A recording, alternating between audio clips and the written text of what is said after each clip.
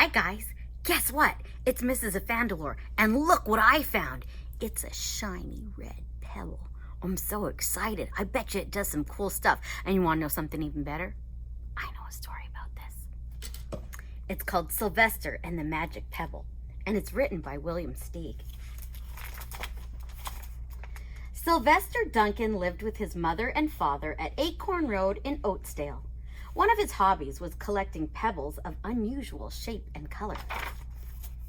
On a rainy Saturday during vacation, he found a quite extraordinary one. It was flaming red, shiny, and perfectly round like a marble. As he was setting his remarkable pebble, he began to shiver, probably from excitement, and the rain felt cold on his back. "I wish it would stop raining," he said. And to his great surprise, the rain stopped. It didn't stop gradually as rain usually does. It ceased. The drops vanished on the way down and the clouds disappeared. Everything was dry and the sun was shining as if the rain never existed. In all his young life, Sylvester had never had a wish gratified so quickly. It struck him that magic must be at work, and he guessed the magic must be in the remarkable-looking pebble, where indeed it was. To make a test, he put the pebble on the ground and said, "I wish it would rain again." Nothing happened. But when he said the same thing, holding the pebble in his hoof, the sky turned black, there was lightning and a clap of thunder, and the rain came pouring down. "What a lucky day this is," thought Sylvester. "From now on, I can have anything I want. My father and mother can have anything they want, and my relatives and my friends and anybody at all can have everything anybody wants." He wished his sunshine back in the sky, and he wished a wart on his left hind fetlock would disappear, and it did. And he started home, eager to amaze his father and mother with the magic pebble. He could hardly wait to see their faces. Maybe they wouldn't even believe him at first. As he was crossing Strawberry Hill, thinking of some of many, many things he could wish for, he was startled to see a mean, hungry lion looking right at him from behind some tall grass. He was frightened. If he hadn't been so frightened, he would have made the lion disappear, or he could have wished himself safe at home with his father and mother. He could have wished the lion would turn into a butterfly or a daisy or a gnat. He could have wished so many things, but he panicked and couldn't think carefully. I wish I was a rock," he said, and he became a rock. The lion came bounding over, and he sniffed the rock 100 times and walked around it, and away went confused, perplexed, puzzled, and bewildered. "I saw that little donkey as clear as day. Maybe I'm going crazy," he muttered. And there was Sylvester on Strawberry Hill, with the magic pebble lying right beside him on the ground, and he was unable to pick it up. "Oh, how I wish I were myself again," he thought. But nothing happened. He had to be touching the pebble to make the magic work, but there was nothing he could do about it. His thoughts began to race like mad, and he was scared and worried, being helpless, and he felt hopeless, and he imagined all the possibilities, and eventually he realized that his only chance of becoming himself again was for someone to find the red pebble and to wish that the rock next to it would be a donkey. Someone would surely find the red pebble. It was so bright and shiny. But what on earth would make them wish that a rock were a donkey? The chance was one in a billion at best. Sylvester fell asleep. What else could he do? Night came with many stars. Meanwhile, back at home, Mr. and Mrs. Duncan paced the floor, frantic with worry. Sylvester had never come home later than dinner time. Where could he be? They stayed up all night wondering what had happened, expecting that Sylvester would surely turn up by morning, but he didn't. Of course, Mrs. Duncan cried a lot, and Mr. Duncan did his best to soothe her. Both longed to have their dear son with them. "I will never scold Sylvester again as long as I live," said Mrs. Duncan, "no matter what he does." At dawn, they went about inquiring of all the neighbors. They talked to all the children, the puppies, the kittens, the colts, the piglets. No one had seen Sylvester since the day before yesterday. They went to the police.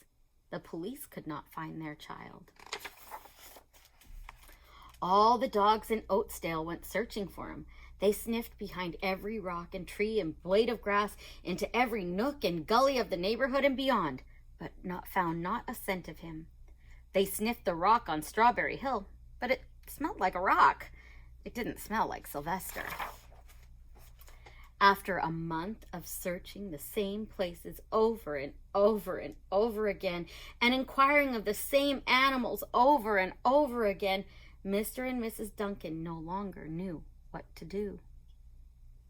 They concluded that something dreadful must have happened, and that they would probably never see their son again, though all the time he was less than a mile away. They tried their best to be happy, to go about their usual ways, but their usual ways included Sylvester, and they were always reminded of him. They were miserable. Life had no meaning for them anymore. Night followed day, and day followed night, over and over again. Sylvester on the hill woke up less and less often, and when he was awake, he was only hopeless and unhappy. He felt he would be a rock forever, and he tried to get used to it.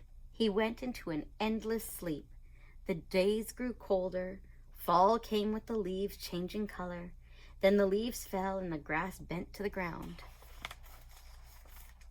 Then it was winter. The winds blew this way and that way. It snowed, and mostly the animals stayed indoors, living on the food they had stored up. One day, a wolf sat on the rock that was Sylvester and howled because he was hungry. Then the snows melted. The earth warmed up in the spring sun, and things budded. Leaves were on the trees again, and flowers showed their young faces. One day in May, Mr. Duncan insisted that his wife go with him on a picnic. "Let's cheer up," he said. Let us try to live again and be happy, even though Sylvester, our angel, is no longer with us." And they went to Strawberry Hill. Mrs. Duncan sat down on the rock. The warmth of his own mother sitting on him woke Sylvester up from his deep winter sleep. He wanted to shout, "Mother, Father, it's me, Sylvester! I'm right here!" But he couldn't talk. He had no voice. He was stone dumb. Mr. Duncan walked aimlessly about while Mrs. Duncan set out the picnic food on the rock. Alfalfa sandwiches, pickled oats, sassafras salad, timothy compote. Suddenly, Mr. Duncan saw a red pebble. "What a fantastic pebble!" he exclaimed. "Sylvester would have loved it for his collection."